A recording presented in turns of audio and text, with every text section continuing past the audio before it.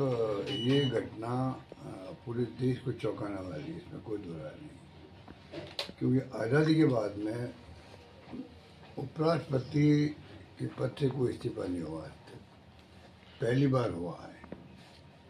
और जो कारण बताया गया कि स्वास्थ्य कारणों से मैं दे रहा हूँ, उसमें आम लोगों को भी और किसी को भी सच्चाई नहीं लग रही है, सच्चाई नहीं लग रही है। घटना इस प्रकार मोड़ ले रही है। एक तरफ तो प्रधानमंत्री जी जा रहे हैं, मोदी जी विदेशों में जा रहे हैं, कल परसों दौरे में, आजकल में जा रहे हैं। अचानक उपराष्ट्रपति का इस्तीफा होता है तो देश दुनिया में चर्चा बन गई। और धनखड़ साहब वहाँ राजस्थान के थे तो राजस्थान वासियों को बहुत धक्का लगा, क्योंकि किसानों की बात जो है वो पार्लियामेंट के अंदर भी और बाहर भी, जब मौका लगा किसानों के जब आंदोलन हुए तब भी अब भी लगातार वो उठाते गए हैं, उठाते गए। अभी तो कृषि मंत्री जी को उन्होंने खरी खोटी भी सुनाई थी थोड़े दिन पहले ही। और 10 जुलाई को अभी उन्होंने कहा कि मैं 2027 तक रिटायर होऊंगा। मैंने कहा था जोधपुर के अंदर 10 दिन पहले कि भाई चेयरमैन राज्यसभा और लोकसभा स्पीकर दोनों राजस्थान से हैं और दोनों दबाव में काम कर रहे हैं। मैंने कहा था दोनों दबाव में काम कर रहे हैं। मेरी जोधपुर की आप देखेंगे स्पीच तो उसमें आपको मिलेगा। मैंने कहा था वो सब, मुझे लग रहा था पता नहीं क्यों लग रहा था कि दोनों दबाव में काम कर रहे हैं और वो सच्चाई सामने आ गई।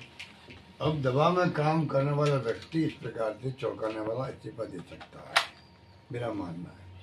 अब असली बात क्या हुई है वो तो आरएसएस जाने या बीजेपी वाले जाने, किसी को नहीं मालूम है। आरएसएस को मालूम होगा, प्रधानमंत्री को मालूम होगा, मेरे ख्याल से ज़्यादा तो मैं कह सकता हूँ 2 को मालूम होगा कि किन कारणों से इस्तीफे हुए हैं। क्या बीजेपी में सब सारी घटना की वो दिन भर हाउस चला है, उन्होंने भाग लिया है। कल जो बीएससी की मीटिंग होती है, जो प्रोग्राम तय होता है जो आप कह रहे हो आगे के लिए, वो मीटिंग हुई है।